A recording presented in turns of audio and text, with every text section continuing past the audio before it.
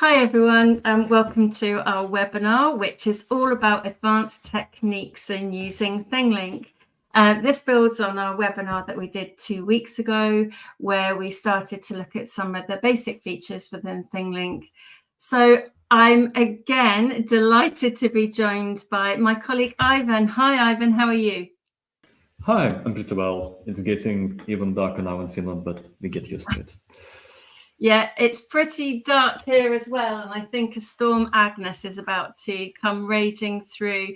But we're delighted to see so many people in the chat. There are people from Iran, London, Croatia, Amanda from Scotland. Always delighted to see you, Amanda. People from the Netherlands, America, Canada, all over. So we've got a lovely community again joining us to look at ThingLink. So as we always do, we will send you an email after the webinar, whether you're here present, joining us live, or if you're watching it tomorrow, you'll still get that email directly after this webinar today, and it will have the link to the replay where you can stop, pause, move forward, but we'll also send you the deck that you can see, and there's lots of links in the deck as well.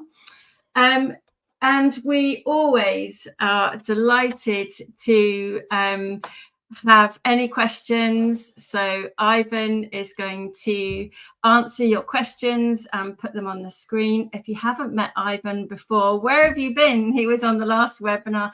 Ivan is our phenomenal support service manager, and whenever you email support@thinglink.com or you fill out our support form, your questions, your problems, and your challenges will go to Ivan. So lots of love again from Italy, many kisses from Italy, New Mexico, Worcester, Argentina, and Houston. Happy fake fall. I think it is fall now. So yeah, we're delighted to see you all there. And we've got a packed program for you on our webinar today. And we'll be looking at some of the advanced features. If there is anything that you particularly want us, Ivan is a superhero. I'm going to put that one on the screen, Ivan. So yes, please do shout out. Someone from Vermont there saying hello as well. Excellent.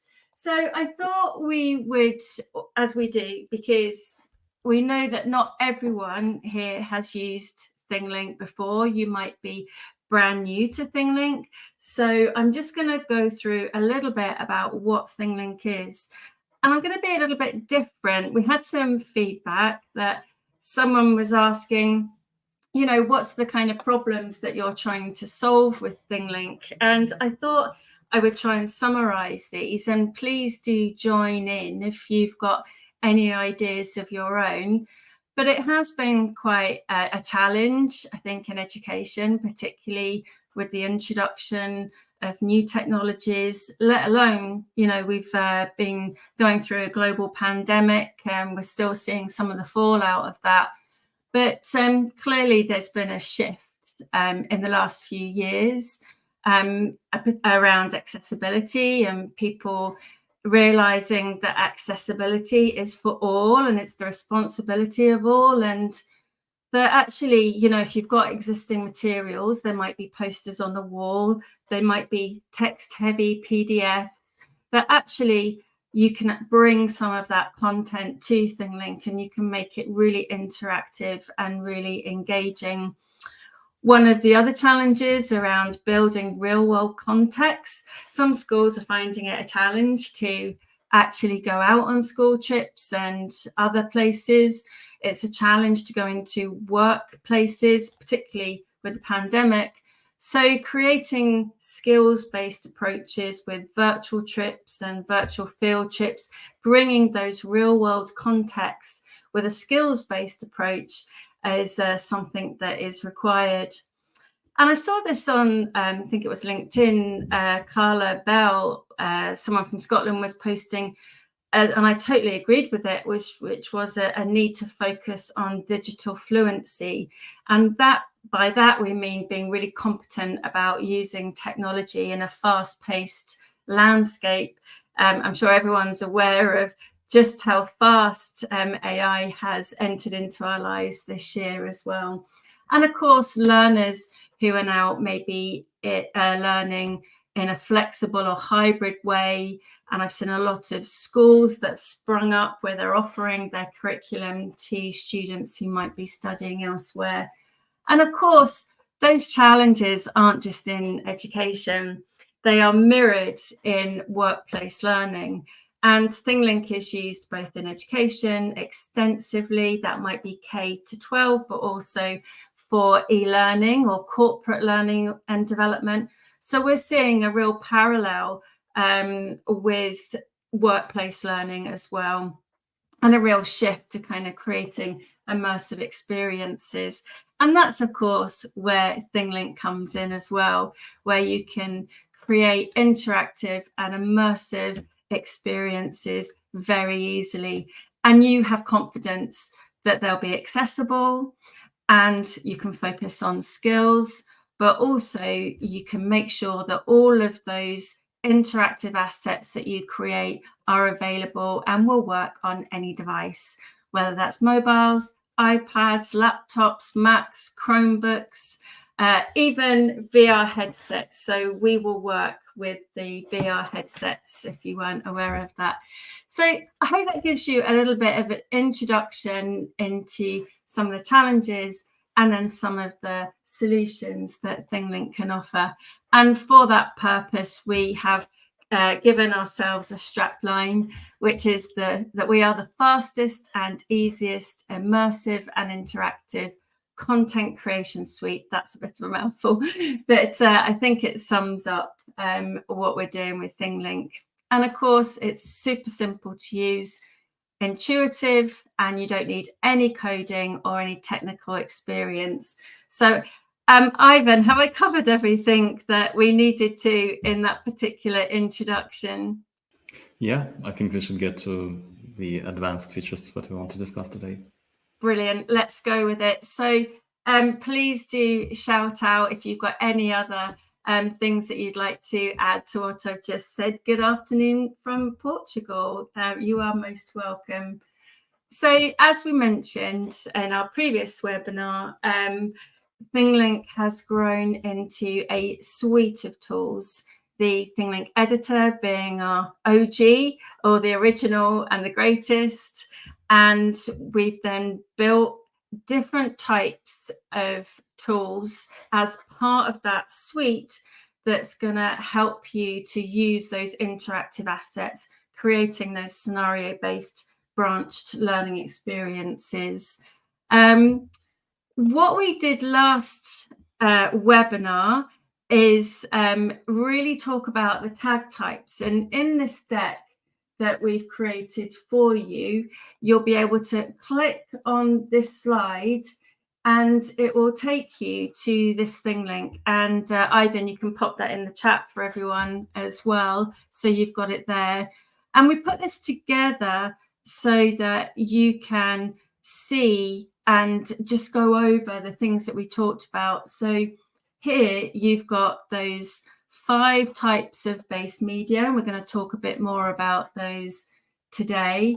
But we really focused on the 5 different types of tags 2 weeks ago. We talked about the text and media tag, where you can have a combination of text and media. We looked at the embed tag, where you can embed lots of different third-party products. We looked at the plain text label, the poll tag, and I think I asked people to let me know what you thought of the webinar, and it was all positive, I'm pleased to report. And our newly renamed transit tag, which was the tour tag, which means you can go through to your other ThingLink scenes, and it doesn't matter what medium they are in. You can mix and match between your pictures and your 360 images and videos and other videos. Amanda's saying the text and media tag, her first love. I think it's pretty powerful and incredibly versatile. So have a play with that ThingLink that we showed you.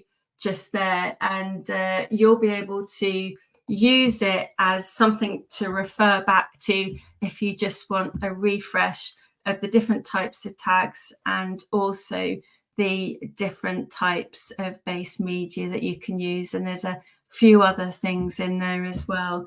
So to get started, I'm going to create an image from scratch and with a ThingLink from scratch, and we're going to start going through some of those advanced settings.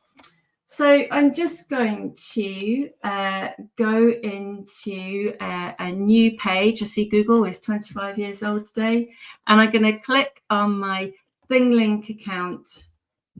And the first thing I'm going to do is hit my create button, and you see that I have my window to start uploading files. And we gave you a hint about this, but this is actually a reality now. So you can import from your Google Drive, you can import base media from your OneDrive, your design with Canva, search on Unsplash, and you can also access Blockade Labs to create 360s. This is for school accounts, so you can already upload 360 images by using Blockade Labs, and you can actually get some free tries there as well. But I'm going to click on my upload button, and I'm going to just upload an image and hit continue, which is a dummy company that we've set up. And now we're going to start looking at some of the advanced features. If you click on the ThingLink that I just shared with you, which was this one, we actually had put this interactive choice board in there as an example. And you'll see that this is for a fictitious company called Nexitech. And actually, this is the ThingLink that I'm going to recreate and show you how you can do that. So I'm just going to go back to my interactive ThingLink and edit the image here. Okay, so the first thing we're going to do is we're going to create a text and media tag and add a video in there as well. So if I click add the tag, I'm going to put that tag here. And for the purposes of the demonstration, we're going to use our favorite text and media tag. And you can see here that I've got that window open, ready to upload things into. I'm not going to go all the way through these because we did that last time, but I'm going to show you how you can embed a video into that text and media tag, or put it there. It's not an embed tag, it's a text and media tag. So if I click on upload, I've created a little video to play in there now, and that's just uploading. Won't take more than a moment. And I just Hello, I'm Hannah Morales. Now you can see that that's just got the video in, and it's covering that whole tag window.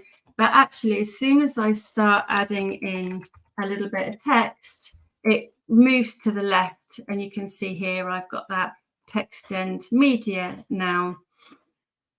You'll also see at the bottom here there is a play function. People have audio controls. They can also make that big, and they can play picture in picture as well. The CEO of our company, Nexitech. We already have audio here, so we don't need to upload audio to this tag. But if you wanted to, you could always speak over that video, but we don't need to on this one. What we're going to do now is I'm going to show you one of our new features that we launched a couple of weeks ago. I'm going to click on the change an icon button, and you can see here that we've got lots and lots of different icons that you can use. But maybe I just want to add a number 1. And now this is new. You can see that I've got a range of different colorways And I've also got a way to create your very own color icons. So by clicking on that, you can now choose to have your own color variations. And that was something that people had been asking for a long time. So I'm just going to pick this one here, and you can click on the color and change that to any color that you want that might be in with your color scheme. And when I click done, you'll now see that I have my range of colors. So I can choose that one there. And if I click done again, you can see that my icon is actually there ready. Hello, I'm Hannah Morales, the CEO of our company. So that video that I created there, I actually downloaded the image of this person who we'll call Hannah. And then I used a website that's called DID that helps you to create your own talking avatars. So it's super easy to use. It is a paid service, but you might be able to do some free tries on it. But that essentially is how you upload your media files into there. Is there anything else that you want to add about that, Ivan? We have partially covered this in the previous webinar, but if you hover over the media icon, there are some advanced options hidden down there. Not sorry, I meant the video thumbnail. So, oh yes, yeah, you can see you can delete it, and if this was an image, you would also see the three dots button that lets you upload a separate caption for each image you upload, as well as add alt text for any image that you upload into your tag. Liz, would you like to show off how you can embed videos that you upload to ThingLink? Yes, so that was what I was going to do. So there is a limit on the video size here, isn't there? Yes, it's the same as the limit for images and 3D files that you can upload to text and media tags, and it's always 25 megabytes. So if you have a long video, or if the file size exceeds the limit, what you can do is you can upload it as a separate ThingLink scene. That's what I'm going to show you now. So I'm going to click done there. So we've got our nice welcome that's provided there by Hannah. And I'm going to click done again. So you can see that I've got this text. Hello, I'm Hannah Morales. Which is a really nice way of having that immersive kind of introduction. But I'm going to go back into my ThingLink account type. And you can see here that I have actually created a video of Hannah. Hello, I'm Hannah Morales, the CEO of our company, Next Attack. We are thrilled to have. So this is actually a video that I created on Canva, and I downloaded that as an MP4 file. So if my video of Hannah was too big to put into the text and media files, then there's another way that I can do this. So what I'm going to do is I'm going to click on the share button. First of all, I'm just going to make sure that that's set to public, just in case I share it with you. I'm going to click on the share button and click on embed in website. And now if I go back to my Nexatech folder that I was working on here, so that's not the right one. So if I go back onto the welcome one that I was working on, if I click on the edit button, if I wanted to add a tag, I'll just remove that one there. Hello, I'm Hannah Morales. Just delete that one. And I'm going to click add a tag. I'm going to put that there. And this time I'm going to click on the embed tag. And what I'm going to do is I'm going to paste in the URL. And I now have that much longer video, which is actually embedded into that tag. And I'm going to change that to the number 1, as you saw. So now if I click the settings and I click on here now, you can see I've got the video, which is a much bigger video that plays in that tag. So that's just one way of being able to get around, if you like, the fact that your video might be too big for the text and media tag. So that's a real tooltip there.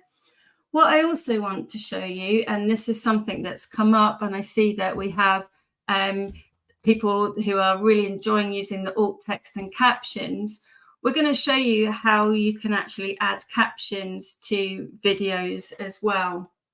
So I'm just going to click out of here and then go back into my video. You can see that this is the video that I've created. And I'm going to click on the edit button. Hello, I'm Hannah Morales. Well, we've had enough, I think, of Hannah now.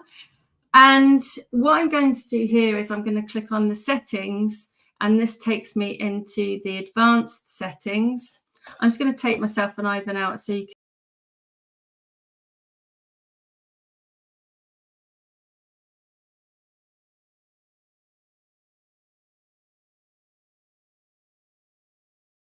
There we go.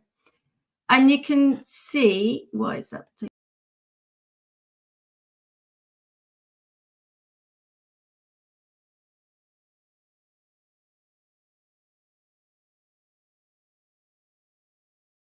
Sorry, I just realized that you can't hear me. If I put it on that one, I'll change that one. I wanted you, can you hear me now? Can you hear me?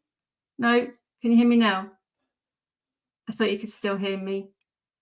Okay, I'll put myself back in there. Now you should be able to, now you can hear me. Okay, it's just that I really wanted you to see that bit when I wasn't on the screen. So I think I can just go to this one. Hopefully you can still hear me. Right, so I'm just going to remove the captions there that I uploaded. So if I click on upload captions, what I'm able to do is upload an SRT file into my ThingLink, and an SRT file is your caption file. And I was going to talk about this in a moment because this is a really important feature that we've got of using ThingLink with video captions. I'm going to click done, and I'm just going to put myself back on there. And now if I click done again and I go to play this. Hello, I'm Hannah Morales, the CEO of our company. You'll see if I move my mouse along, I now have a captions icon. And that means that your captions will show in this video, which is exactly what you wanted. Company, Next Attack. We are thrilled to have you on board. Ivan, I'm going to put you back on the screen now as well. So can you just talk us through a little bit about how you managed to get those captions onto? Well, generally speaking, ThingLink is compatible with SRT and VTC caption file formats, so you can use any of these. As for how you get them, there are multiple options. There are services that you can use to order human-made captions or AI-generated captions, or you can always spend some time writing the caption files yourself using any text editor. Essentially, the text edit application on Mac or even Notepad on Windows allows you to simply enter the text, enter the timestamps, and create the captions files based on that. It is time-consuming, but you can do it. Yeah, it is. I think once you get the hang of it and you have a website that you can do that for, then it does actually work. So thanks for that. I'm just going to go back to one of the ThingLinks that I created to get started, which was my welcome one from Hannah. And I'm just going to go into some of the other advanced features that we can show you. So we have our tag there, which is a video tag. If I click on the edit button and then go into settings, we can start going through some of the advanced settings that you might see. So the info panel, we're just going to work through them in order, is a way of having a pop-up that comes here, and that will be shown every time that someone goes onto that ThingLink. So I can just put a little bit of text in here, information on Next Attack. There we go. You can add a description in here. As a message there, but if we had the captions on YouTube, they are already on the video. Is my audio working okay? Yes. Can you hear me? If everyone gives me, can someone give me a thumbs up that you're able to hear me okay? Just checking. Yeah. Okay. So if I add in a description text here, what you'll also be able to do is add in any links here that you'd like to. So you're able to choose one of these links and paste in a website, paste in a Facebook link, for example. And then if I click done, you'll see now that I have an info tag here, which has come up with that information tag. So that will always be there. So I think this could be really useful if you want to add in accessibility information. You might want to sort the size of your source the site of your image that you found it from. So will there be any more link buttons added, Ivan? We don't have any plans for that at the moment, but you can add, a custom link. Please, if you go back into the info panel menu. Okay, thanks. We also have a customization feature here, and this is for the information that might be in the text and media tags. This is where you can choose different colors for your text and media tags, so the text and the background. And some people like to be able to change the colors to make them inverted. You might want to have them branded in line with the color scheme that you choose for your ThingLink. And here you can also change the anchor line of any text and media tags or text labels. So here you can see I've got my anchor line that I could put onto an image, and I can change that so it comes up as different colors as well. And you can also choose a custom color icon for that text anchor as well. Okay, so the next one we get asked about is the disable animation. So you'll be able to see that with the tags, when they are here, you'll see that there is a pulse. Did you see that pulsing animation there? Sometimes people want to not have that pulsing animation, and that's where you can toggle it on and off.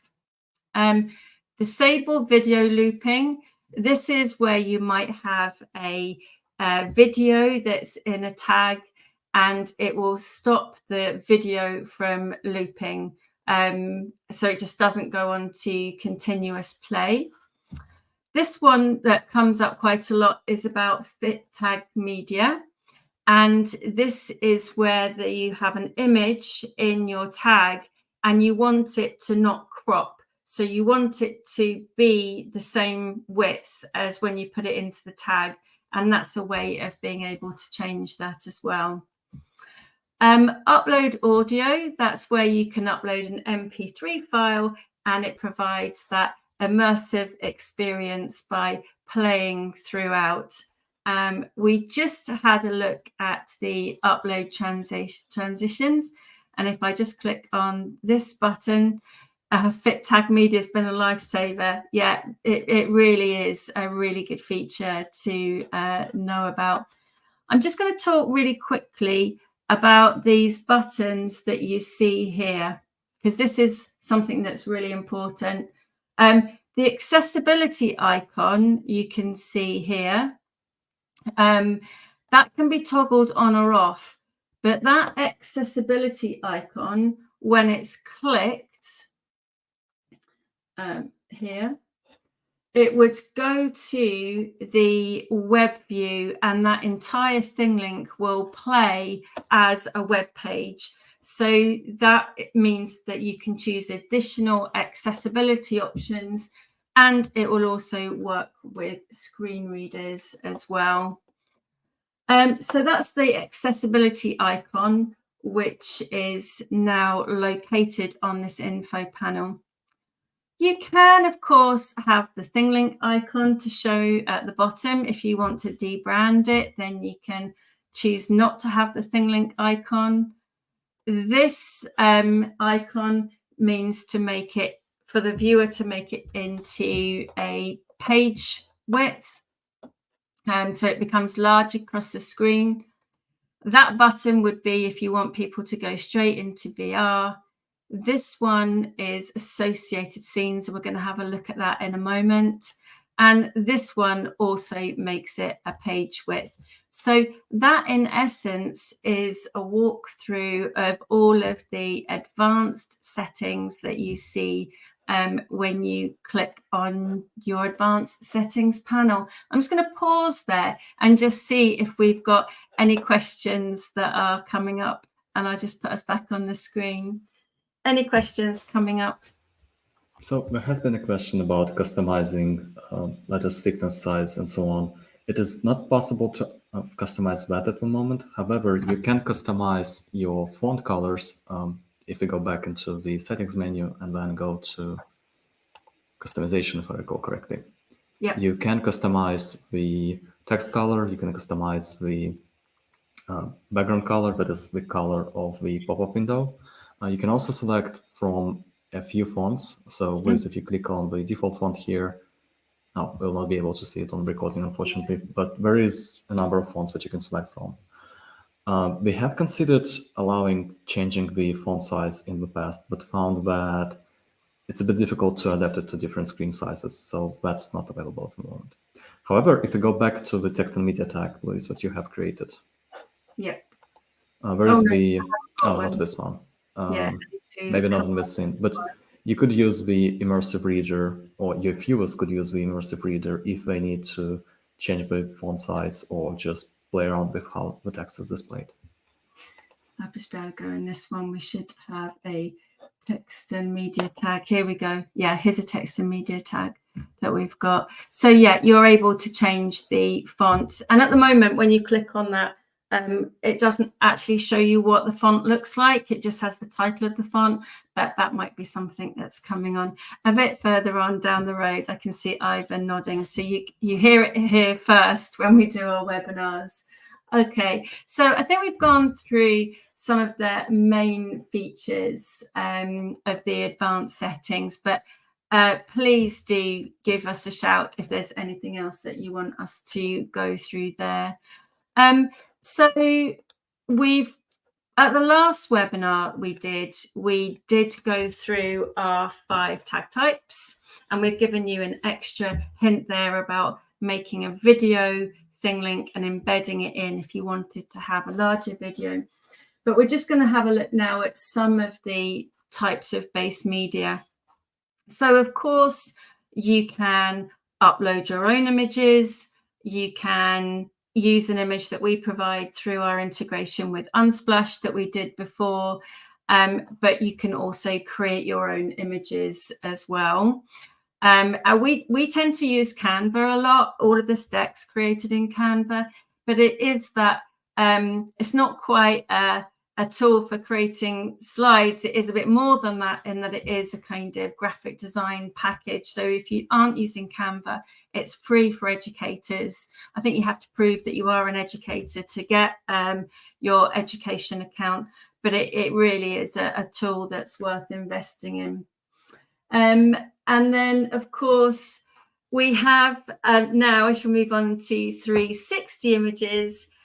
We announced this very quietly to some of our audience on the last webinar about our integration with Skybox Labs, Blackwade Labs Skybox, so that you can create your own 360s. And that's for schools, so that you can have a school account with us that enables you to access Skybox. But for the purposes of this demonstration, what I'm going to do is I'm going to upload a ThingLink. So I'm just going to go back in to my ThingLink account, and I'm going to open up a file, a folder here, and then I'm going to create from scratch a 360 image, which I'm going to upload. There we go. So that's just uploading. So this is someone's saying that they had problems with Canva and the tool is not working on ThingLink. I mean, if it's not working, if you're clicking through ThingLink here to get to Canva, you could try and use it in a separate tab or a separate window and then upload your content to ThingLink and see if that solves it. Sometimes I think if you are having different accounts and you're not logged into the right account, then you might see an issue. So it's always worth checking to make sure you're in the right Canva account. So here's my 360 that I've uploaded, and I'm going to hit continue. And now I've got my 360 scene here. And I'm just going to click done just so that you can see how that is there. There we go. And the first thing I'm going to show you is how to put a 3D model into a text and media tag, because that's come up quite a few times. So for this one, first of all, I'm just going to check that I've got that onto public. And then I'm going to click the edit button, and I'm going to place a tag that's maybe, we're going to have to pretend this one, add a tag here, and I'm going to put that on the side. I'm going to choose my text and media tag, and now I'm going to click the upload button. And we have provided you with some different files to play around with, some GLB files. And we did have a food mixer one, which I can't see where it is. Ivan, do you know where the food mixer one is? Well, it's in your email, if you can find it. Let me just go onto my desktop, and I found it. It's there all along. So I'm just uploading my food mixer icon there, you can see, and that will actually play in that text and media tag. So that's quite a useful thing to know about. If you want to get 3D models, then we suggest going to somewhere like Sketchfab. You can actually find 3D models on there to download for free.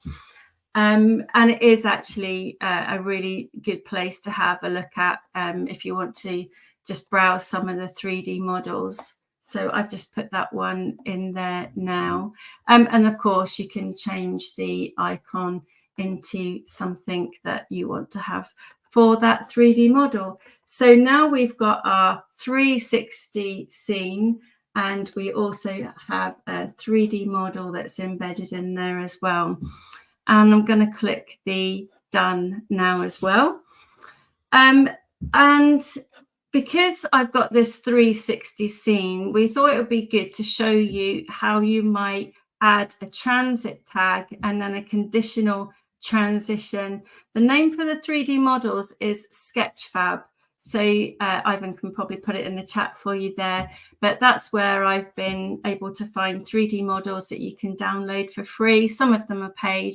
And if you want to upload them into ThingLink, the file type is a GLB file. So do have a play with that.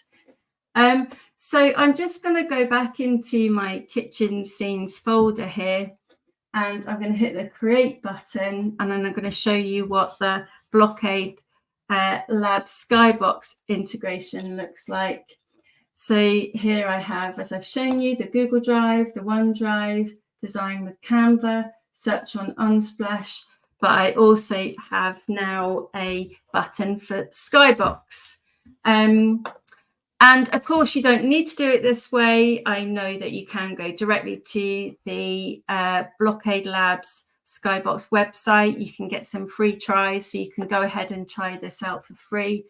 And here you can see I've got a text prompt where I can describe my image. So I will say a restaurant in a busy street. What else is new here is that we now have a toggle for enhancing the prompt.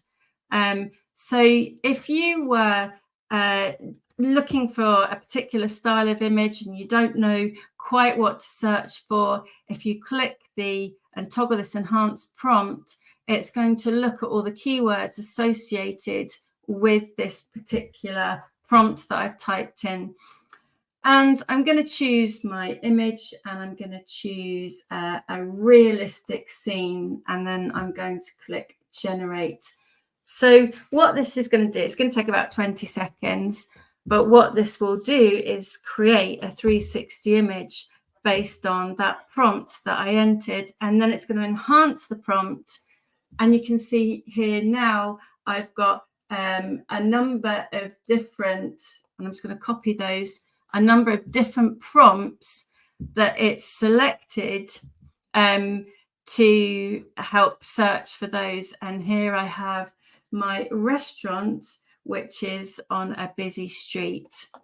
I'm just going to click continue, and you can see that's there now. And I'm going to click continue again, and this will be there ready for me to start adding my prompts to.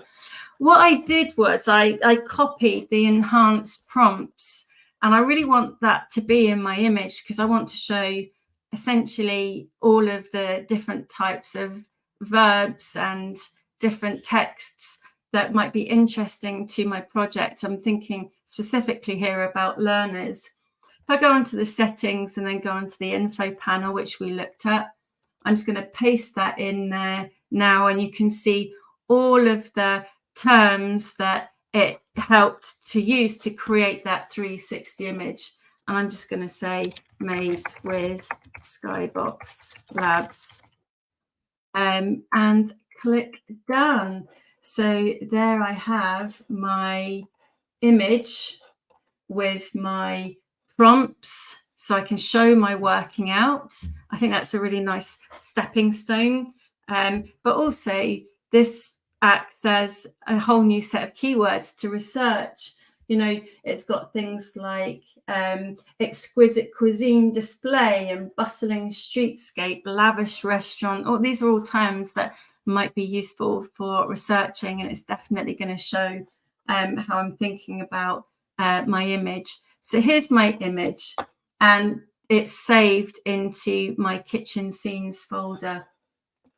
I'm just going to go back into my kitchen scenes folder, so now you can see that I've got those two images there. One of the things that we find that's happened sometimes, that if somebody has created a virtual tour and then one of the scenes in that virtual tour isn't set to public, and they go to share it, it means that the whole entire scene can't be shared. It will come up with, you know, this is private. I want to show you just one tip because I find this really useful. If you have all your scenes associated with your virtual trip or tour or experience in a folder, if you click on the little checkbox there, it selects everything that's in that folder. And here you can change the privacy settings for everything en masse. That has become a real lifesaver for me because it saves you going back in to every single scene and checking as to whether you've set it up correctly or not. So what I'm going to do now is I'm just going to deselect that and go into my urban landscape. My plan was to have a tag that enables you to go into a kitchen and the 360 of the kitchen that we've just created. So I'm going to hit the edit button and I'm going to add a tag, and I'll just put that tag there. And what I'm going to do now is I'm just going to remove us again. Hopefully you can still hear me all right. I'm going to use the transit tag here, and I'm going to choose my destination scene. So my destination scene, of course, is going to come up now because we had that folder open, which is my 360 image of the kitchen. And of course, you can add some text in here.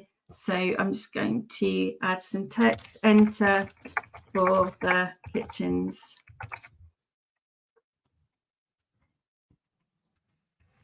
There we go. I'm glad you can hear me still. That's great. And I'm just going to change that icon to an arrow there so you can see it. So now when I put us back in, now when I'm scrolling around in my 360 image, you can see that I've got that tag there. And if I click on it, it's going to take me through to the kitchen. Now you've also got at the bottom here, 2 little cubes together. What that means is associated scenes. And if you're creating a school trip or a school tour or a field trip, I think it's really helpful to label your 360 images something really obvious, because what people can do is search and it will take them to those particular scenes. So if you've got loads and loads of scenes, then it is helpful for people to be able to search and go directly to that one. See there, you can see I can hop between the different scenes. And if you noticed that there's little ticks on them now, and that shows me that I've visited all of those scenes. So what happens if you want to create a conditional transition? So we've got a transit tag, and then we can create conditional transitions. So I'm just going to go home, which takes me to my top level scene. Here we go. And now I have my tag there. And we're going to add in a conditional transition. So I'm going to click on the edit button and click on the tag again to bring up this side panel. And you'll see here that there's a toggle button for conditional transition. And then you can see the pop-up is blank here. I'm just going to scroll down.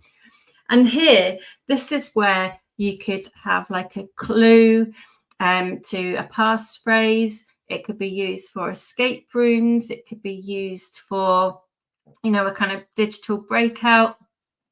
It could just be that you want people to have something that they need to say before they enter this room. Now, this could be used as an assessment tool where you can ask people for things that they've collected or special letters, etc. But for the purposes of this demonstration, I'm just going to say, what year is it? Oh, okay. And I'm going to put my question mark. And of course, the correct answer is 2023. But I'm going to add in some choices. So I'm going to put 2022, 2024, 2025, 2026. So I've got 4 options there.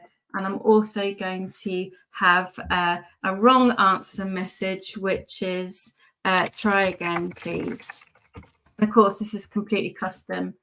So if this is enabled, and I'll just move us out again so you can see it. If enabled, the viewer will have to answer the question before they transit to the next scene. And Ivan's helpfully put a learn more button in there as well. So when I click done, and I'll just put us back on. Louise, before we proceed, I don't think you've added the right answer to the list of options. Okay, I better put it back in then. Hang on a second. And I'll enter in that. Choices, excuse me, I didn't put the right answer in. There we go.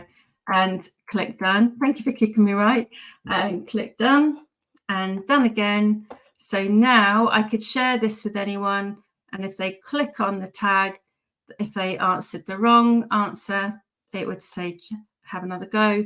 We'll click the right one and it will take them through. So that's what conditional transitions are all about. It's a really nice way of you being able to almost password protect or use that as a validation or a way of having an escape room. So if I have one question, someone's had trouble with the transit tag, having to answer correctly before being able to see the next question. I'm not sure about that one, so you might want to get in touch with us. But I'm just going to pause there and go back to that top scene and then go back to our presentation just to see if there's any other questions about that. Because we're rattling through the time. I can't believe there's only 10 minutes left. Okay, I shall move on. Thanks, Amanda. Yep, absolutely great for checking understanding. So You probably are aware, but in case you're not, that the Google Street View camera app was deprecated last year, and many of our ThingLink fans and followers and friends said that they loved using the Google Street View camera app to use their phone to take photosphere images, and they still needed to, you know, take all of the images around like they're in a kind of goldfish bowl. But we have come up with our own Pano to 360 tool. This is completely free. And what you're able to do is with your phone, take one panoramic image, and then you'll be able to upload it to our website. So if you go to ThingLink.com, Pano to 360, I'm just going to show you what that looks like. You'll be able to upload your panoramic image, and then you'll be able to download your own photosphere, and you'll be able to upload that into ThingLink and use it. And what this essentially means is, as Erica, absolutely, it's amazing. It means that all of your students, if they've got access to mobile devices, can also create immersive learning experiences. So imagine being on a field trip and your learners could create their own tours about the things they loved about it. It really is giving everyone the power to be able to create even without a 360 camera. So please do have a look at that. I do have one here that one of our esteemed colleagues who's in the chat, Amanda, created this using the Pano to 360 tool. Of course, it's not a true 360, so we do use some technology, AI technology, to kind of help, you know, fill in the blanks, the top and the bottom. But certainly, as you can see, it's a really great way of learners being able to create their own tours, virtual tours, and you have those transitions as well, so that you can have multiple scenes. This is with our guided tour creator, by the way, which again is in your ThingLink account that you will have access to. So just to quickly go through what we've done. So we've had a look at the 360 media so that you can add tags directly into 360 scenes. And what I am going to show you, I know we're running out of time, but if I go back into my ThingLink account, and then I go to my, which one am I going to? The interactive choice board. I've actually put something here ready to show you exactly what it looks like if you want to put tags onto a timeline.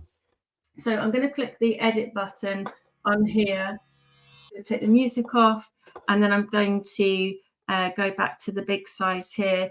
So what you'll see is when we go to add a tag and we are in a video, you can see that there's a timeline along the bottom here. And what this essentially does is enable you to put the tag along a certain timeline. So if I wanted to add another tag, I can add that in there. Maybe it's just a plain text label, just put a description in there and click done. And you can see now that that tag plays at certain times. And if you want to change when those tags appear, you can move the timeline along according to when you want the tag to appear in the video. Do have a play with that if you'd like to. It's super simple to use. I think we've actually added some sample videos into accounts so that people can have a go with that. If not, I just created this one using Canva, which is super simple to use. And the last thing that I just wanted to show you, and then I think I've covered everything on our list, is that I'm just going to come back off of this one, go back into my account, and I'm going to hit my create button, click upload, and I've prepared a folder and I have a little 10-second video which is of the desert, and it's just a video without any audio. But I just wanted to show you that there is a way, if you wanted to add audio to a video or an image and it plays throughout, then you're able to do that as well. So if I click on my edit button and then I go back into my settings, you are able to upload audio, and I'm not seeing it, Ivan. Is it because it's on the video? Yeah, it's a video. We would not want to have two audio tracks at the same time. Okay, so yeah, what I'll do is I'll show you that again. So instead of having the video uploaded, I'll just go into my image that I've got here, which is another interactive choice board. And if I click the edit button, go into my settings and scroll down, you can see I've got an upload audio button there. I've just got some sounds that I'm going to add in just as just to have it running. There we go. And you can see now I've got a timeline at the bottom that's got my desert sounds that I was going to put onto a desert image, but I didn't get that far. And I'm going to click done and done again. And that is how you add ambient audio. Can you overlap video tags? You can, yeah. So you can see the different tags that I had up. It's not overlapping, but I had multiple tags at the same time. I can go back and show you that one. Basically, you can only show a single group of tags at the same time. If you want to have multiple groups show up at the same time, you'll have to play around with what tags are included in each group. So for example, if you want a tag to appear in two groups, it would actually have to be two tags that are identical copies of each other. So they have to be parallel, I guess, in your case. But we can put the link to the support in as well, so we can make sure that that's explained. And we've got about 3 minutes left. We have rattled through everything. I did just want to briefly show you that you can obviously use 360 videos with ThingLink as well. And if you combine the idea of your 360 tagging with the video tagging, so you can place it anywhere on a 360 image, but then also along the timeline at the bottom. Our ThingLink scenario builder has been updated this week, so you'll see a whole new feature when you go into that now. So if you do want to create scenarios, we have actually created some really nice templates for you, and I'm just going to show you that really briefly. If I go into my ThingLink account and click on scenarios and create scenario, I'm just going to put in a test here, click create. We now have created 4 scenario structures for you so that you can choose a structure, whether it's an escape room structure, a simulation. I'll just pick on the simulation one. Use this template and it's all there for you. All you've got to do is to swap out the media and you can edit that away. And we will be bringing you some live examples as well. We're just making those of all of those scenario structures. So I think it's just down to me just to go through the last little bits, which is just to show you that we do have a masterclass webinar in 2 weeks' time, which is all about the scenario builder. So we've whistled through the advanced features today of using ThingLink, but in 2 weeks' time, it's going to be a webinar exclusively to look at scenario builder, and the link will be in the deck when you get it. And next Wednesday, we are going to have a webinar with Marguerite Corsell of Skybox. She's going to be joining us, as well as Dan Fitzpatrick, who is the AI educator. He's had a big following this year. People have been listening to him talk about AI in general. So we expect that to be really popular, and I am super excited about that. So all that's left to say is thank you so much for bearing with us as we had that big go through all of the advanced features of ThingLink. And if there's anything else that you would like us to cover, just drop us an email. You can hit reply to the email that you get with the deck and the action replay button. But thank you so much for joining us. Again, we're just delighted to see so many of you here, and so many of you really enjoying using ThingLink as well. So thank you. Oh, that's lovely. Thank you. We have really gone through so much in such a short space of time. So I'm just delighted that this has been helpful, and we can't wait to see you on our next webinar. Thank you ever so much. So from me and Ivan, goodbye from Scotland and from Finland. Have a nice evening, or, well, I just realized that we have a lot of American viewers, so have a nice day. All right, take care, everyone. Thanks ever so much. Bye-bye. Goodbye.